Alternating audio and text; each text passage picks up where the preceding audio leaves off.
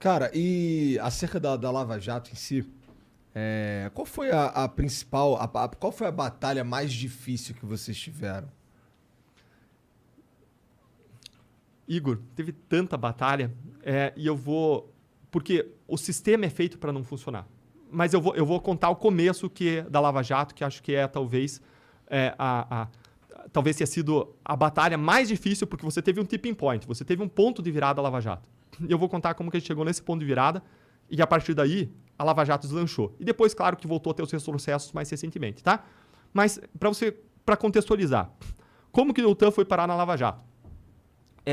Eu saí de uma faculdade, estudei para concurso pensando em transformação social e ter os instrumentos mais apropriados para servir a sociedade e ingressei no Ministério Público com o sonho de um país melhor, como a maior parte dos estudantes que saem de direito, e queria ter os instrumentos apropriados para produzir essa transformação e estar no lugar em que eu pudesse contribuir para essa realidade, para esse país melhor, e o caminho que eu encontrei foi o Ministério Público. Por que Ministério Público? Porque eu li a lei do Ministério Público e ela fala de cuidado de idosos, crianças e adolescentes, fala de cuidado do meio ambiente, fala de cuidado do consumidor, dos direitos das pessoas, idosos, pessoas com deficiência, por aí vai. Ou seja, é uma instituição de serviço à sociedade e de amor ao próximo.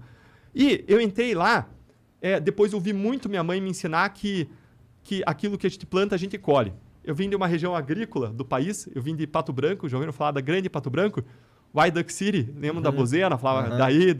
Não, amarelo, hein? E várias pessoas ouvem falar de Pato Branco porque... depois, obrigado. Ouvem falar de Pato Branco porque tem várias cidades na região metropolitana da grande Pato Branco. Você tem Francisco Beltrão, tem Cascavel, Maringá, Londrina, Curitiba, São Paulo, Rio de Janeiro, né? A área de influência da grande Pato Branco. E até reclamo, às vezes, da sombra dos prédios da grande Pato Branco. E não por acaso eu vim de Pato Branco, né?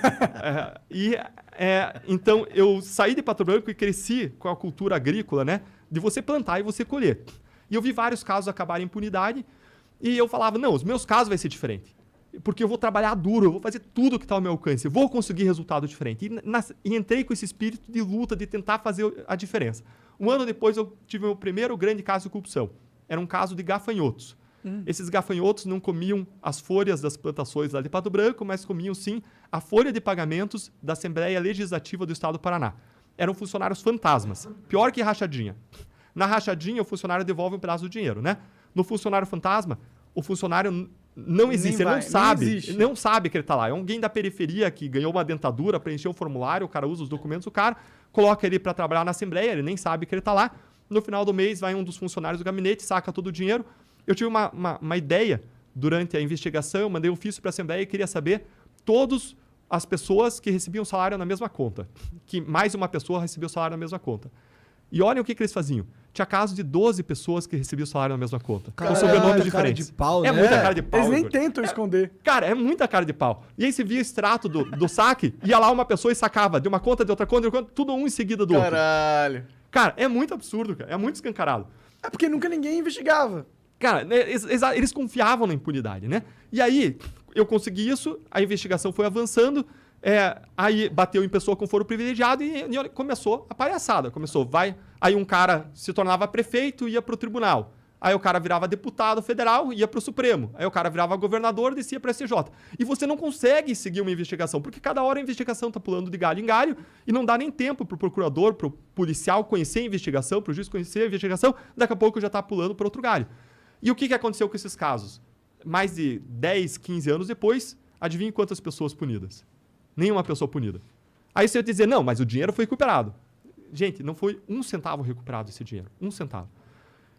Um ano depois, eu passei a atuar num outro grande caso, que foi o caso Banestado. Esse caso foi um precursor da Lava Jato, foi o caso em que a gente desenvolveu uma redoma, em que a gente cresceu a cultura ali das colaborações premiadas. A gente fez coisa aí de 17, a coisa de colaboração premiada. Quem que teve essa ideia de colaboração premiada? Por que vocês estavam quente nessa ideia? Então, era um pessoal jovem que estava lá no caso do Banestado. Era eu, o Carlos Fernando, o Vladimir Aras, o Orlando Martello, o Januário Paludo. Pessoas inspiradas pelo direito americano e que queriam fazer a diferença e queriam fazer a coisa dar certo. E o que a gente percebeu? A gente percebeu que tinha uma lei que tinha criado a possibilidade de uma colaboração e no exemplo norte-americano, isso eram contratos clausulados, a colaboração. Isso para proteger mais a sociedade, o Estado em relação à colaboração. E o que a gente percebeu? Que aquilo nos abria a possibilidade de a gente expandir exponencialmente as nossas investigações. Porque você pegava um doleiro, fazia um cerco probatório, conseguia...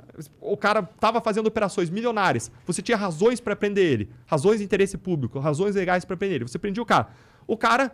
E você abria a possibilidade, e os advogados abriam a possibilidade para ele, dele colaborar com a justiça, entregar outros 10 doleiros e receber uma redução da pena.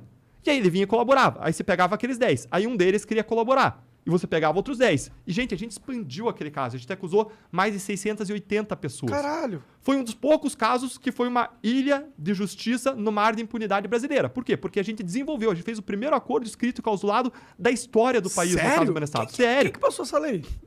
A lei tinha passado antes, lá na década de 90, tinha passado algumas leis Década dizendo de assim... 90, é possível fazer, mas ninguém tinha feito um acordo escrito e clausulado. Então a gente inovou. Não só inovou aí, mas inovou nas cooperações internacionais. A gente pediu a colaboração de outros países. A gente fez 180 pedidos de cooperação internacional. Nunca tinha sido feito nada parecido E também. é por isso que vocês são ligados a agentes da CIA. Cara, aí, cara. Descobriu a gente agora. Nos pegou agora. Tem gente que fala isso pra caralho, imagina. Cara, tem gente que fala, cara, mas essa é daquelas asneiras, aquelas Mas é por causa bobeiras que disso, não dessas dá lá. colaborações internacionais? Exato, mas por que existe a cooperação internacional? Porque o cara que paga ou recebe propina, ele usa lavadores de dinheiro profissionais que movimentam o dinheiro no exterior. Movimentam o dinheiro fora do país. Então você pega lá a conta do Eduardo Cunha, estava em nome de uma empresa offshore, que é uma empresa que se compra pela internet, do Panamá, do Uruguai. Ele era o procurador dessa empresa, ele era o que a gente chama de proprietário beneficiário, ele era o real controlador, quem fazia a movimentação financeira, mas a conta estava lá na Suíça, aberta em nome de uma empresa offshore, e ele era o controlador, ele ou alguém da família dele. E para eu ter prova da corrupção, do pagamento da propina, eu preciso conseguir a documentação dessa conta. Preciso os documentos de abertura para mostrar que é dele e preciso os documentos do dinheiro entrando e de onde que veio. Que veio de uma Odebrecht, veio de uma Andrade Gutierrez, veio de alguém pagando propina. Alguém que não poderia estar fazendo aquele pagamento. E aí o dinheiro veio, sei lá, de Mônaco. Então eu preciso cooperar com o Mônaco e preciso obter os documentos de abertura da conta, os extratos bancários, os documentos de pagamento para fechar a prova e ter uma acusação robusta contra aquela pessoa. E a gente fez muito isso. E foi fácil chegar nessas organizações internacionais? Como que vocês obtiveram acesso? O que a gente fez? A gente fez algo, de novo, inovador. Veja que, no caso do Banestado, foram 180 e poucos. Na Lava Jato, a gente fez mais de 700 pedidos de cooperação internacional, em relação a mais de 60 países. Porque eles construíram uma teia. Veja que só uma empresa, a Odebrecht, ela corrompeu pessoas em 12 países diferentes. 12 países. Lembra aquela ideia que o cara só sabe ganhar pagando propina? Cara, ela corrompia em 12 países. Onde ela estava corrompendo. E ela lavou o dinheiro em 10 diferentes países. Então, para você... 10 outros diferentes desses 12, tá? Nossa, então, esse esquema é difícil de pegar. Cara, pra você montar esse Vai quebra-cabeça... ter que dar isso pros caras, né? Altamente complexo, cara, internacional. E para você montar esse quebra-cabeça, você precisa, então, da cooperação de 22 países. 22 países. E o que a gente fez? A gente estabeleceu relação próxima com os países. E como que você faz um pedido de cooperação? Você faz via carta, uma carta que passa pelo Ministério da Justiça, e a resposta vem via Ministério da Justiça. Mas a gente não se restringia a isso. Por quê? Porque todos os organismos nacionais e internacionais recomendam que você, em paralelo a essas cartas, você faça contatos. A gente não está mais na idade da pedra. Claro, hoje você quer que o negócio social, funcione. né? Exato. Você liga pro cara e você diz, olha, tô mandando esse pedido, tem isso. Você faz reunião, você pergunta, você esclarece, fala quem quer quem do caso e você convence o cara a dar prioridade. E a gente foi pra Suíça várias vezes, a gente convenceu eles a montar um time para nos atender. E a Suíça montou um time só para nos atender, porque as contas lá tinha assim, centenas e centenas de milhões de dólares de propinas lá na Suíça. Eles falam, que foram puta, esse bloqueados. caso aqui é absurdo, meu Deus do céu, não tem como a gente ignorar essa porra, não. Cara, exatamente, foi revolucionário, inclusive, para os suíços, e a gente estabeleceu um nível de cooperação excelente. Então, a gente mandava as cartas, passava para o Ministério da Justiça, e a gente fazia uma série de reuniões. Reuniões presenciais, fazia ligações, mandava e-mail. Mas foi fácil chegar nessas pessoas na Suíça? Vocês ligaram como? Vocês tinham esse contato por causa dos trabalhos que vocês fizeram? Como que foi? A primeira vez, o primeiro contato foi o seguinte, a gente estava lá no começo do Lava Jato, e eu acabei não contando, eu ainda estou com aquela tua pergunta para responder, mas eu chego lá uma hora, tá? Aquela pergunta sobre qual foi o momento mais difícil, né? É verdade, pô. A gente vai evoluindo então, a primeira vez foi o seguinte, eu vou acho que retomar aqui a do Igor, e aí eu vou chegar nesse ponto, Demorou. Tá. Então, eu tive um caso, então, de insucesso, que foi o caso dos gafanhotos, depois tive outro caso de insucesso, foi o caso do Banestado, mais de 580 pessoas, 680 pessoas acusadas, sabe quantas pessoas foram presas? Pouco mais de 10. 10 anos depois, pouco mais de 10 tinham sido presas, responsabilizadas. Por quê? Porque o sistema não funciona. Quem tinha sido responsabilizado tinha sido os colaboradores. Isso é justo ou injusto? Isso é injusto pra caralho. Cara, o cara que colabora é o cara que tava se ferrando. Aí, um ano depois, eu tive um outro grande caso de corrupção e a gente acusou 2 empresários, auditores da Receita por corrupção também e outros crimes. Consegui condenar os 2 a mais de 40 anos de prisão cada um. Que da hora. Cara, super legal, né? Sim. Mas sabe se eles foram punidos? Não foram, porque 10 anos depois, dos meus 3 casos criminais, um foi anulado, o Superior Tribunal de Justiça adotou uma tese nova que nunca adotou na história, que a interceptação telefônica não podia passar de 30 dias, nenhum outro tribunal jamais decidiu isso, STJ ou STF, e adotou essa tese nova, anulou um dos casos. E os outros 2 acabaram em prescrição. Ah, Deltan, mas você não monitorou esses casos. Monitorei. Mandava cartinha para os desembargadores. Cartinha para os ministros, dizendo, esse caso vai prescrever, tem dinheiro bloqueado no exterior. Pelo amor de Deus, dá atenção para esse caso, faz ele tramitar celeremente. E sabe onde que ele prescreveu? No STJ, ainda tinha um degrau ainda do sistema.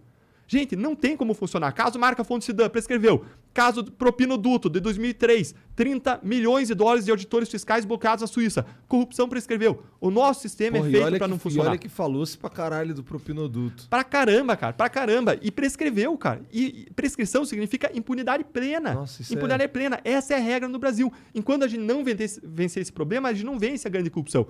E justamente para entender esse problema e pensar em como transformar a realidade, que eu decidi fazer um curso mais profundo, estruturado, em que eu coloco materiais de apoio, aulas para os alunos. É um curso que está disponível, fazer agora minha propaganda do curso. Claro, certo. São aulas que você emprego, tem. Né? Legal, bacana. Exatamente. Agora saí do meu trabalho, né? Agora sou professor. Justo, exatamente. Com certeza. É a minha primeira profissão, porque é a profissão mais nobre que existe. Eu decidi começar sendo professor. E lá no site, deltandalagnol/cursos, você vai encontrar um curso para você. E se você comprar até o dia 3 de dezembro, você vai ter uma promoção que você ganha um desconto de Black Friday. Você ganha, se for um dos 100 primeiros inscritos, você vai ganhar um livro autografado na tua casa. Eu trouxe para vocês aqui também. Esse meu livro, A Luta contra a Corrupção. E ainda você vai ter aulas ao vivo de tirar dúvidas semanais, uma aula por semana. É um curso estruturado em 5 módulos em que a gente aborda, explica a corrupção, explica a impunidade, como você, para leigos mesmo, é um curso para todas as pessoas, não é um curso jurídico, a gente tenta mastigar a informação. E ainda, por fim, quais são as reformas contra a corrupção que a gente precisa aprovar para mudar essa realidade e como a gente pode chegar lá. Então, é um curso estruturado para cidadãos que querem entender para transformar. Minha perspectiva é, não basta indignação. Indignar todos nós somos contra a corrupção. Mas mais do que indignação, você precisa entender o problema para construir uma ponte para a solução. E eu fiz esse curso no ambiente estruturado de sala de aula, com materiais de apoio, como eu não poderia fazer nas redes sociais, é outro ambiente, é um ambiente de sala de aula. E está lá disponível para você até o dia 3 de dezembro com essas promoções. Um pacote bem legal. Vai lá, conhece, se interessar. A gente vai estar junto nesse curso também. Se não, eu sempre tive e sempre vou ter materiais gratuitos nas redes sociais de qualidade para você se envolver na luta contra a corrupção. Se for lá no meu YouTube, tem 10 modos de se envolver na luta contra a corrupção. Qual que é o teu site do curso? É www.deltandalagnol.com.br/curso. Porra, Boa. Posso dar uma sugestãozinha? Claro, bora lá. Cria um URL da hora aí. Porque Deltan Dallagnol é meio difícil de escrever, tá ligado? Fiquei impressionado com o Igor aqui. O Igor estudou bem, falou primeiro, vocês falaram meu nome certo, que já é difícil. Depois o sobrenome certo, rapaz. Igor. Letrei ainda. Olha só.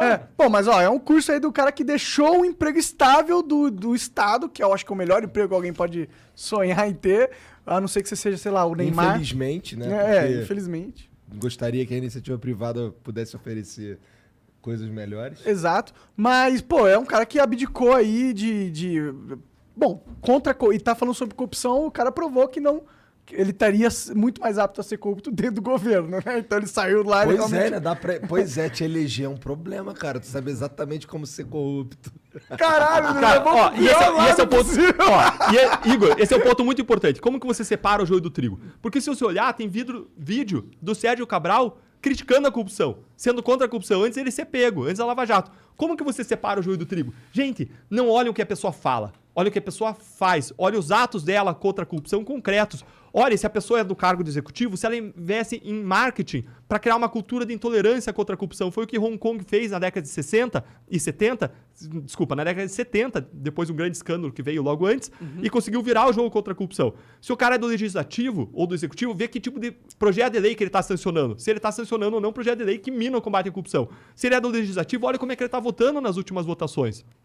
Então, mais do que palavras, a pessoa tem que ver quais são os atos da pessoa concretos em relação ao combate à corrupção. Olha se ele está avançando ou não projetos que são importantes contra a corrupção, como a PEC do fim do foro privilegiado, a PEC da prisão em segunda instância. É isso que a gente precisa fazer.